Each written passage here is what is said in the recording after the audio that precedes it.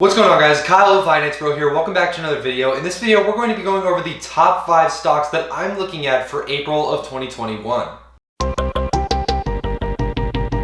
There's been quite a lot going on with the financial markets over the last couple of weeks, and I've been doing a fair share of research on many different stocks that I think have some huge potential to grow. Make sure to watch all the way through this video so you guys get my full analysis and my full thoughts on every stock. Before we get into that though, if you guys want to actually get started trading, if you don't already have a brokerage, or if you're looking to switch brokerages to something that might be better, check out WeBull. It's our affiliate link in the description below. When you guys sign up and deposit $100, you guys get 2 free stocks, we get a free stock as a commission, and it's a great brokerage. But other than that, let's get right into this video. The first company we're going to be talking about today is ticker symbol UBER, otherwise known as Uber. Uber is an American technology company which services include ride-hailing, food delivery, package delivery, couriers, freight transportation, and through a partnership with Lime, electric bicycle and motorized scooter rental. At the time of making this video, Uber is currently trading around $53.64. Its market cap is somewhere around $99 billion. Uber unfortunately does not have a PE ratio at this time. Uber's earnings per share is negative 3.86. Uber has a 52-week low of 21.67 and a 52-week high of $64.05. If you look at their profitability, unfortunately they're not really that profitable yet. They're currently sitting around a negative 60% profit margin. Now if we actually look at the 1-year chart for Uber's stock price, we see a very different story. As you can see, there's a very nice upward trend that's been building over the last year. Also, if we look at the huge crash that we had in 2020, Uber has actually completely recovered and gone even past the pre-crash highs. As far as analyst ratings go, it seems a lot of analysts are very bullish on the stock, rating it a 1.8, which is basically a strong buy. If you look at the average price target, it's actually $69.14. Now, as far as my own personal thesis on Uber, I'm really looking forward to the reopening of the economy. If you talk to almost anyone right now who previously liked to go out a lot before everything that's gone on with the virus, you know that many people are really struggling and want to go out. Many people want to go back to bars, they want to go back to restaurants, they want to go back to their nightlife routines that they have. It's in my opinion, and I would really argue that as things begin to open up and as society and the economy begins to open up, more and more people will likely want to go out, and thus this could drive up sales for Uber. As you know, obviously people are going to go places and wanting to drink places, or they're going to want to go and not have to worry about parking, and Uber is a great solution to that. I'd also like to argue that Uber is pretty much the staple in ride-sharing technology, and a lot of people pretty much prefer it over every other ride-sharing app. Because of this, I'm very bullish on Uber, and I'm looking at it as a long-term hold. The next stock I wanted to talk about today is ticker symbol FB, otherwise known as Facebook. Facebook is an American technology company founded in California by Mark Zuckerberg. Facebook, of course, is most famous for its incredible social media platform that pretty much took the world by storm back in the early 2000s and continues to grow to this day. They've also had some huge acquisitions over their lifespan of companies like Instagram and Oculus. At the time of making this video, Facebook is currently trading around $288.63. If we take a look at some of their financials, Facebook's current market cap is $822 billion. They have a PE ratio of 28.61, which is pretty good. Their earnings per share is about $10.09. They unfortunately do not pay any dividends. Facebook has a 52-week low of $150.83 and a 52-week high of $304.67. Looking at their overall profitability, Facebook has a 33.90% profit margin, which of course is very nice. They also have a very nice return on equity, sitting at 25.42%. And if we look at Facebook's overall 1-year chart, we see a nice upward trend like we love to see with any stocks that we are looking at. Now, even if you look back to 2020 with the crash that happened, Facebook actually is doing far better than it was before, and it continued to do really well even after. The big reason for the great run that we've been seeing with Facebook is likely due that Facebook is being associated with many other stocks that are considered stay-at-home stocks. Stocks like Zoom or Peloton are examples of these, and they're basically stocks or companies that provide technology, services, or products to people where they can basically stay home and consume them. Of course, this being a very big deal considering everything going on with the virus. Now, despite this, I don't think Facebook is restricted to being a stay-at-home stock. I think this could be a big reopening play. Facebook isn't just a social media platform. This isn't something that people just use for entertainment. Many businesses use this to not only manage and curate content, but also to run ads for their business. If you're a small business, I'm sure you're familiar with Facebook ads and the platform that they're built on and how great they are. It's a great tool that small and large businesses can use to get out the word that they're reopening and all the safety measures that are included with the reopening. As well, you can advertise, of course, all the services and products that you provide. It's in my opinion that once again, as the economy begins to reopen and we're seeing more small businesses than ever wanting to reopen and begin operation again, it's likely that Facebook ads could see a real bump in revenue. I've already seen several small businesses run Facebook ads local to me, basically saying, hey, we're open, we're safe, and you guys can come on in and enjoy whatever we have to offer. It's because of this I think Facebook ads could be a real factor in Facebook's reopening play status, but again, this is speculation, so be careful.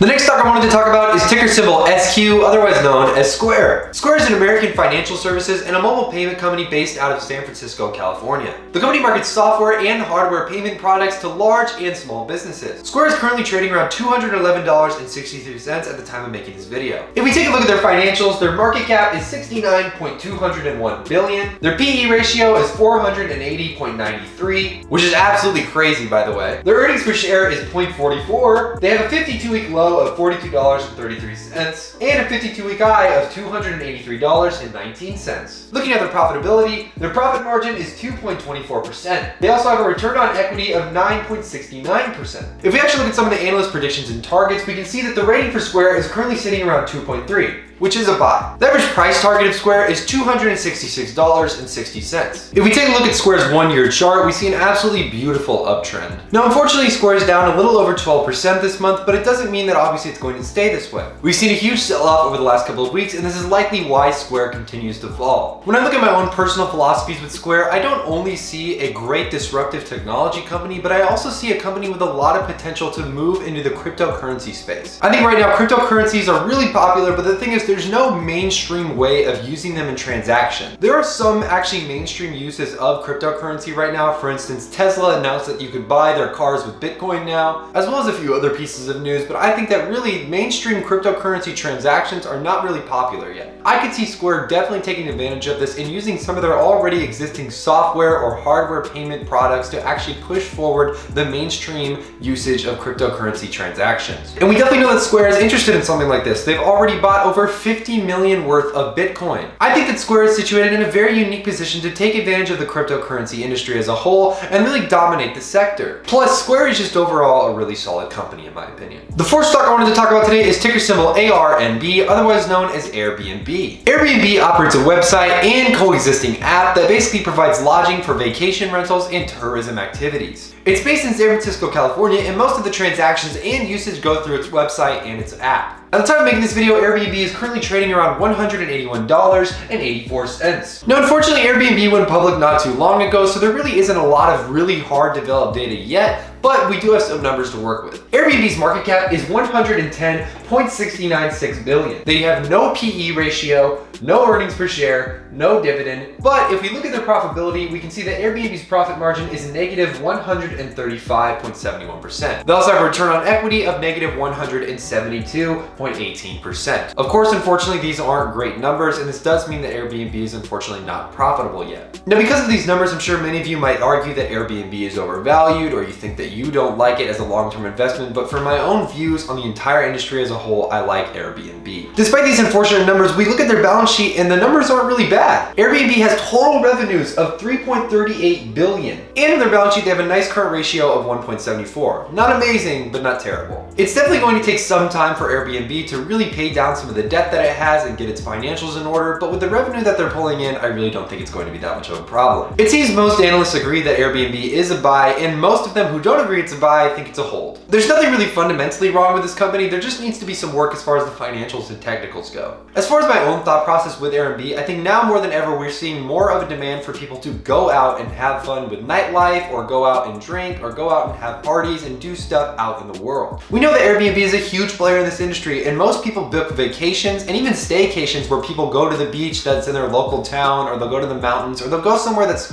relatively local to where they live, but slightly different. This is what's great about Airbnb, and you can really travel almost anywhere because of it, and a lot of it's very affordable, sometimes even more affordable than hotel rooms. It's because of this, plus the fact that the economy is slowly beginning to reopen, that I think a lot of people are really going to want to travel now. Airbnb, of course, providing great places to stay at a fraction of the cost that we have to pay for a hotel. I also believe fundamentally in the company Airbnb, so I'm really looking forward to it as a long-term hold. Now, the last stock we're going to be talking about today is ticker symbol PENN, otherwise known as Penn National Gaming. Penn National Gaming is an American operator of casinos and racetracks. It operates over 43 different facilities in the United States and Canada, many of them under the brand Hollywood Casino brand. The company also controls an interesting 36% stake in Barstool Sports. At the time of making this video, Penn is currently trading around $100.55. Penn's market cap is 17 billion. They have no PE ratio. They have an EPS of -5. They have a 52-week low of $8.69, and get this, a 52-week high of 142, which is absolutely incredible considering how short of amount of time that they've seen that kind of explosive growth. If we take a quick look at the profitability, we can see that profit margins are sitting around -18.71%. Return on equity is -29.69%. Again, not great numbers, but I think really those aren't the worst. They can really work off that and build up to it. Obviously, this company's been around for quite some time, but it seems like the momentum and interest is really starting to build just this year. The balance sheet is really close to being good, but there's still some issues. Total cash is 1.85 billion. Total debt is unfortunately 11.16 billion. Current ratio is 2.42, which is very good. And as far as the analysts and price targets go, we're seeing most analysts see this stock as a buy. Plus, with the average price target of $108.85. Which is pretty crazy considering the fact that Penn is at $100 today, and really it's only about $8 away from reaching that price target. If we look at the one-year chart, we see a nice upward trend, and if you look at April of last year, we can actually see that the stock was trading around $16. An absolutely crazy amount of growth in such a short period of time. So as far as my personal thoughts go, once again, I think these are big reopening plays, and that's been the major theme of this video. It's in my opinion that with the shift from tech to value stocks, with the rising bond yields, with everything in between, I think that a lot of these big plays are going to benefit heavily from widespread vaccine use, as well as the reopening of small and large businesses alike. Penn National Gaming is already sitting in a really interesting spot. We're seeing more stimulus money being printed, of course. Who knows if this will be the last check that we just recently got, but if it is, I wouldn't doubt that a lot of people are going to take it to the casino. Penn is also already benefiting from the social media spotlight with Dave Portnoy and the Barstool Sports stake that it has. I'm looking forward to see where else Penn goes and if it continues to benefit from the reopening of the economy. Now that's all the stocks that I wanted to talk about on this list. Again, these are not buy or sell signals. We are not financial advisors, and this is not financial advice. You really must do your own research and due diligence before investing in any asset, security, or company. We by no means are telling you guys to buy any of these stocks, so please do your own research and due diligence. If you guys want some free stocks and you guys want to get started trading, or you want to switch trading platforms altogether, check out our WeBull link in the description below. When you guys sign up and deposit $100, you guys get 2 free stocks. We get a free stock as a commission. It's a great way to support the channel, and it's an amazing brokerage. If you find this video helpful at all, make sure to leave a like and subscribe if you're brand new. We make videos on anything having to do with the stock market, personal finance, investing, and a host of other topics. So if that sounds interesting to you, make sure to hit the subscribe button. But other than that, that's all we have for you guys today. Thank you so much for watching. I'm Kyle, Finance Bro. Take it easy.